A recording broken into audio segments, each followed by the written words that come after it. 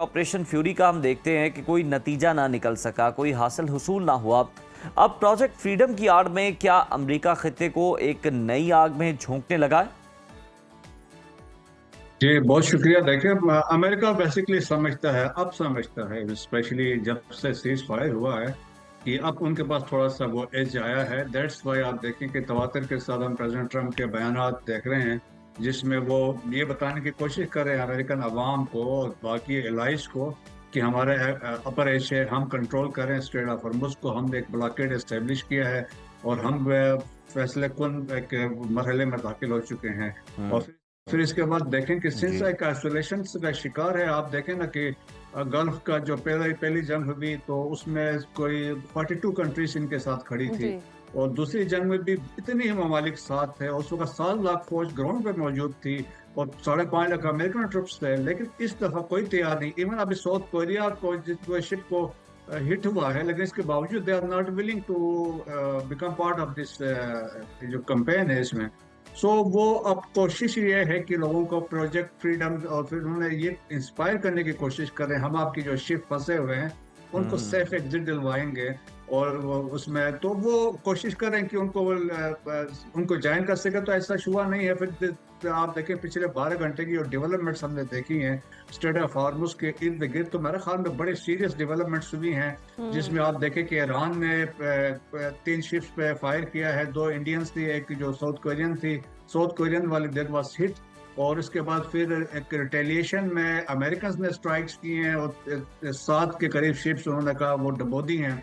Iranian थे, तो आज वो ईरान ने एक्सेप्ट भी किया, कुछ कैजुअलिटीज भी उसमें हुई हैं। और इसके बाद जो सीरियस डेवलपमेंट हुई है फजीरा पे, जो वहाँ पे मिसाइल्स, जो ड्रोन्स के हमले हुए हैं, मिसाइल्स फायर हुए हैं, उससे वहाँ पे देखे बड़ी खित्ते में सिचुएशन डेवलप हो रही है। और स्पेशली एक और जो डेवलपमेंट हुई कि एक नया नक्शा जो ईरान ने रिलीज किया है, जिसमें उन्होंने स्पेशली वो जो एरियाज थे कि यूएई का जो एरिया बनता है, जितना उसके एग्जिट है towards Persian Gulf and Gulf of Oman, उसके आगे पीछे उन्होंने कहा ये हमारा एरिया है, this sea belongs to us. So इसका मतलब ये है जो Fujairah the only outlet which was available to UAE, जिस पे 1.5 मिलियन बैरल वहां से वो एक्सपोर्ट कर रहे थे, अब उधर भी आके ईरानीज बैठ गए हैं। तो एक बड़ा वाजे मैसेज यूएई के लिए है कि अगर तुम्हारी एक ऑपरेशन उनके साथ चलती है ईरान के इसराइल के साथ, तो फिर हम ये भी कर सकते हैं। तो एक बड़ी सीरियस डेवलपमेंट है, लेकिन बिहाइंड द सीन बिल्कुल ये है कि ये बातचीत भी है। पाकिस्तान स्टिल स्पॉटलाइट में है, पाकिस्तान स्टिल कम्युनिकेट कर रहा है, एक डिप्लोमेटिक ब्रेक थ्रू के लिए एफर्ट्स जारी हैं।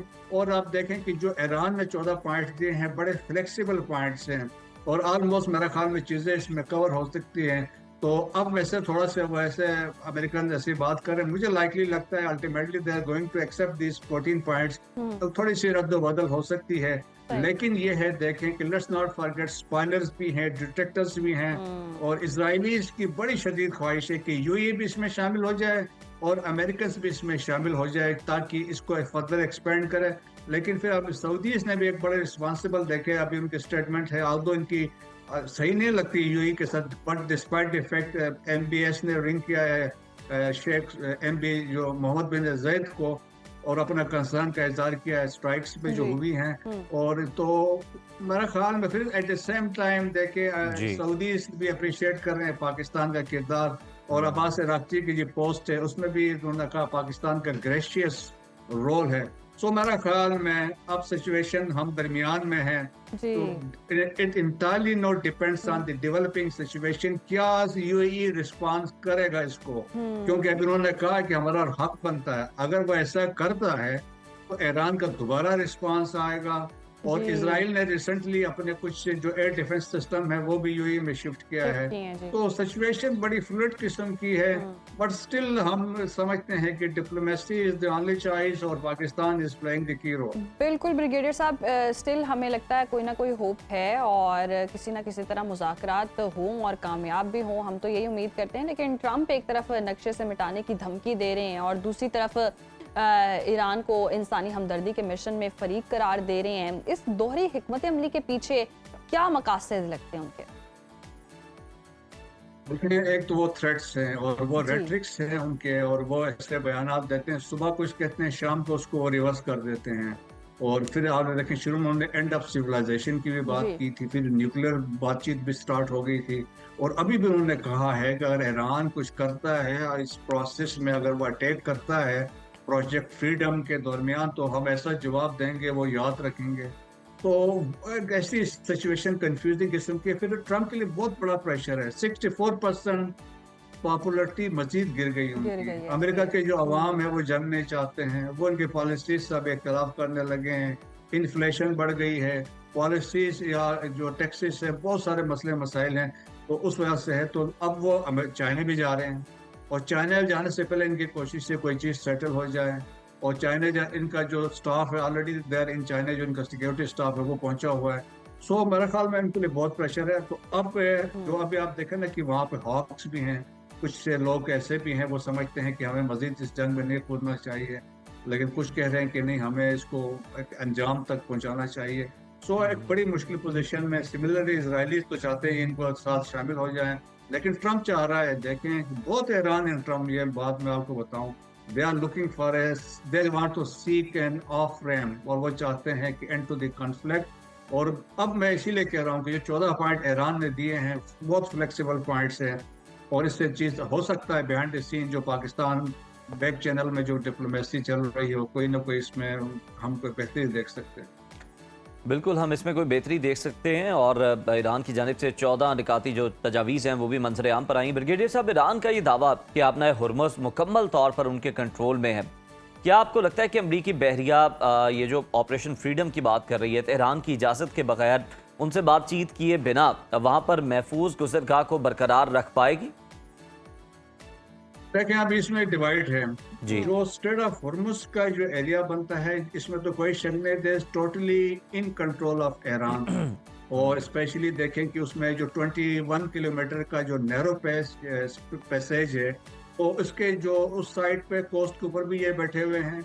नेवल माइंस, जो सी माइंस भी बिछाए हुए हैं, और स्पीड बोट्स जिसकी बात हो रही है, इसको मिजेट शिप बोट्स कहते हैं, साउथ कोरिया से लिए हैं और वो नॉर्थ कोरिया से लिए हैं, तो वो हैं। फिर सब मेरीन्स भी हैं।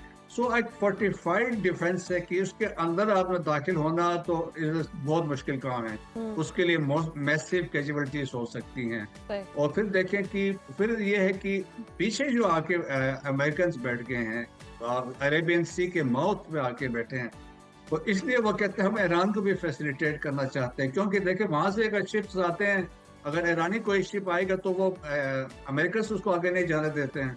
सो एक ऐसी सिचुएशन में दोनों फंसे हुए हैं। तो ईरान के पास भी देखिए अल्टरनेट ऑप्शंस तो है, लेकिन वो फायदा, वो रेवेन्यू जनरेट नहीं कर सकते हैं, चाहे जी वो कैस्पियन सी वाला पोर्ट इस्तेमाल करते हैं, या तुर्कमेनिस्तान से, या पाकिस्तान से, या इराक से, तो बट लिमिटेड आउटलेट्स वहां से उनके पास है। लेकिन जो मैसिव जो ऑयल वहां से वो एक्सपोर्ट करते थे टू चाइना, वो मुमकिन जब तक वो लिफ्ट नहीं होता। सो मेरे ख्याल में दोनों के लिए मुश्किलात है। लेकिन सही। ये है, अगर ये प्रोजेक्ट फ्रीडम की बात है, अगर इसीलिए है, अगर ये कुछ वहां पे जाते हैं, जिसने कल उन्होंने ईरानीज ने कहा था हमने इनके मिसाइल फायर किए हैं, सेटकॉम ने उसको डिनाई किया है, तो उसमें ये हो सकता है अगर इनके किसी शिप को मिसाइल हिट भी करता है तो फिर चांसेस है कि रिटेलिएशन आएगी, फिर उसके मैसिव फिर कैजुअलिटीज हो, ये सिस्टम हो सकता है। लेकिन मेरे ख्याल में दोनों ये रियलाइज कर रहे हैं कि दरमियान का रास्ता हो, कि स्टिल आप देखें कोई ना कोई शिप्स मैनेज करके या बाय डेलिबरेटली उनको छोड़ रहा है, या ईरान वाले छोड़ रहे हैं, इवन अमेरिकन भी अलाउ कर रहे हैं कुछ शिप्स को आने जाते हुए।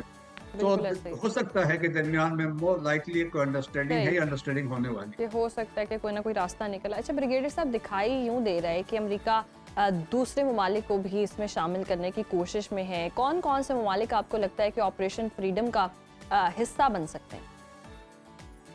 देखिए अभी तो अगर हम रीजन की बात करें तो ऑलरेडी यूएई, बहरीन और कुवैत जो ऐसे मुल्क हैं, उन्होंने कहा कि हम साथ देंगे। कोई ऐसा प्रेशर होता है इसको स्ट्रेट ऑफ हॉर्मुज को खुलवाने के लिए। अब यूएई पे जिस तरह हमला हुआ है, तो आप समझ लें कि वो खुल के वो कोशिश करेगा कि इसको में मदद करे, दैट इज वन थिंग। लेकिन उससे यूएई को बड़ा नुकसान होगा अगर वो ऐसा ओपनली आता है। फिर दूसरा ये है कि साउथ कोरिया की मैंने बात की तो उनके एक कार्गो शिप हिट हुआ और वो ऑलमोस्ट डैमेज हुआ है। तो साउथ कोरिया को पे कह रहे हैं, या फिर इसके बाद यूरोपियन जो कंट्रीज है वो चाहते हैं कि वो इसमें शामिल हो।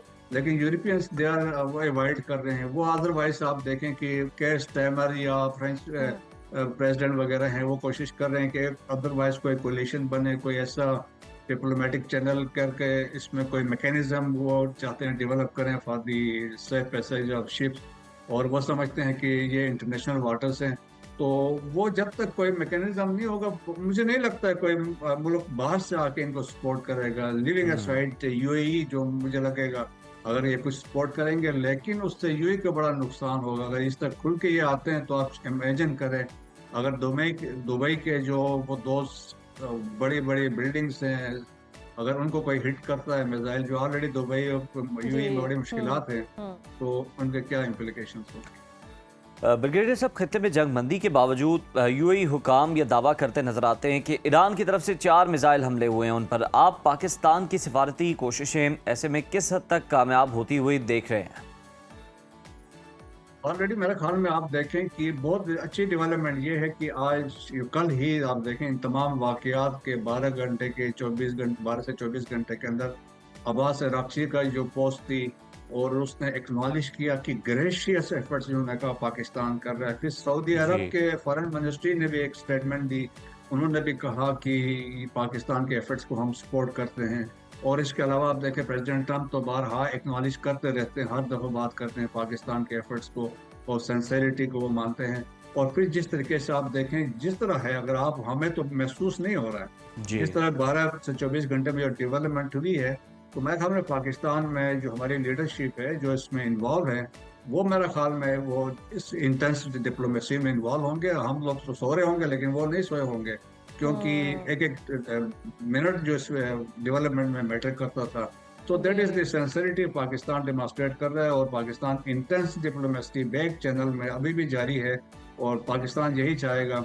और पाकिस्तान के ऊपर सबका ट्रस्ट है, दैट्स वाई कि पाकिस्तान इंशाल्लाह कोई ना कोई एक होपफुली, एज मैंने कहा कि 14 पॉइंट बड़े फ्लेक्सिबल किस्म के हैं, हो सकता है कि इस पे कोई ना कोई अंडरस्टैंडिंग हो जाए। बेशक ब्रिगेडियर साहब, हम इम्कानात की ही बात कर रहे हैं और हम दुआ गो भी हैं कि कोई ना कोई रास्ता निकले और कशीदगी किसी तरह कम हो। खुदा ना खास्ता कोई चांस अगर आपको बनता दिखाई दे रहा है, तो जंग का अगला मरहला आप बनता दिखाई दे रहे हैं, या ये सिर्फ अमेरिका की तरफ से ईरान पर डील के लिए सिफारती दबाव बढ़ाने का कोई एक तरीका है? सॉरी। देखिए, ऑलमोस्ट ये चीजें तो होती हैं, एस्केलेट टू डी एस्केलेट। आप जिस तरीके से उन्होंने कहा डार्क ईगल मिसाइल भी शिफ्ट हो रहे हैं, 15,000 एडिशनल ट्रूप्स भी आ गए हैं, और इस तरीके से रीपोजिशनिंग की है, और लॉजिस्टिक्स भी है, और म्यूनिशन भी पहुंचा हुआ है। तो ये प्रेशर तो है। अगर खुदा न खास्ता देखें कोई ऐसी सिचुएशन डेवलप होती है, कोई फास्ट ब्रेक हो जाता है, कोई ऐसी सिचुएशन कुछ भी होता है, तो इसके सीरियस इम्प्लीकेशन होंगे। इसीलिए मैं कह रहा हूँ कि अब अगर यूएई रिस्पॉन्ड करता है, अभी आप देखें ना सिनेरियो, आप देखें क्या हो सकता है। अगर यूएई रिस्पॉन्ड करता है, ईरान दोबारा जवाब देगा, उसके बड़े सीरियस इम्प्लीकेशन है। और इसके बाद हो सकता है ईरान जो रीजनल जो बेसिस हैं, कुवैत में भी हमले कर सकता है, कतर में भी कर सकता है, बहरीन में भी कर सकता है, जिससे फिर ये कंट्रीज भी इसमें ड्रैग इन होंगे। फिर अमेरिका इसमें एंट्री अमेरिका की दोबारा होगी, तो फिर देखें कि डिस्ट्रक्शन होगी। ऑलरेडी देखें ईरान के लिए भी बहुत मसाइल है। ईरान अभी कब तक सर्वाइव करेगा? वो खुद कहते हैं 3 to 6 मंथ हम लड़ सकते हैं, लेकिन ऑलरेडी मुश्किलात हैं। $300 बिलियन का ऑलरेडी नुकसान हुआ है। रेवेन्यू वो जनरेट नहीं कर सकते हैं। The only source was through straight of Hormuz, वो ब्लॉक है, तो उनके लिए भी मसाइल हैं। इसी तरह अमेरिका के लिए भी मसाइल है, रीजनल कंट्रीज के लिए भी मसाइल है, और फिर ओवरऑल देखिए इंटरनेशनल कम्युनिटी के लिए मसाइल है। क्योंकि आपकी half of the world economy, अब तो मैं कह सकता हूँ full world economy is now entirely depends on the developing situation in state of Hormuz. और जिससे इन्फ्लेमेशन हुई है, आप देखें ना कि कोई शिप इंश्योरेंस वाले भी तैयार नहीं है, डिस्पाइट अमेरिकन ने कहा हम आपको एस्कॉर्ट करेंगे, तो वो इंश्योरेंस कंपनीज भी तैयार नहीं है, तो वो खतरा मोलने को तैयार नहीं है। 1980s में प्रॉब्ली इट वाज रेगन के दौर में ये कंसेप्ट उन्होंने कार्गो टैंकर्स को एक्सपोर्ट किया था उस वक्त, जब यहाँ पे उस वक्त भी कोई एक सिचुएशन डेवलप हुई थी। तो अमेरिकन की इन्वॉल्वमेंट तो खैर स्टेट ऑफ हॉर्मुज़ में 1949 से यहाँ पे है। यहाँ पे क्वार्टर डॉक्ट्रिन भी चली है, रेगन का भी यहाँ पे इन्वॉल्वमेंट रही है, अब प्रेसिडेंट ट्रंप की अपनी इनकी इन्वॉल्वमेंट है। सो देखें कि it is game of the interest है, नेशनल इंटरेस्ट है सबका। लेकिन अमेरिका का अभी प्रेस्टीज है ना कि वो समझते हैं कि दे आर द पावर, लेकिन वो पावर डिक्लाइन कर रहा है, तो वो बात नहीं है। क्योंकि अब वो कंसेप्ट खत्म हो गया। अब no, it is a multi polar world, that's why कि रशिया की बड़ी बहुत इंपॉर्टेंस है। चाइना ने जो कल कह दिया है कि अमेरिका ने बिल्कुल वर्ल्ड जो है वो shipping मल्टीपोलर companies बनता को- जा रहा है, और जिस ऑब्जेक्टिव्स के साथ अगर ये चीज़ें शुरू हुई थी तो वो अचीव नहीं हो पाए हैं। बहुत शुक्रिया ब्रिगेडियर मसूद साहब आपके वक्त का।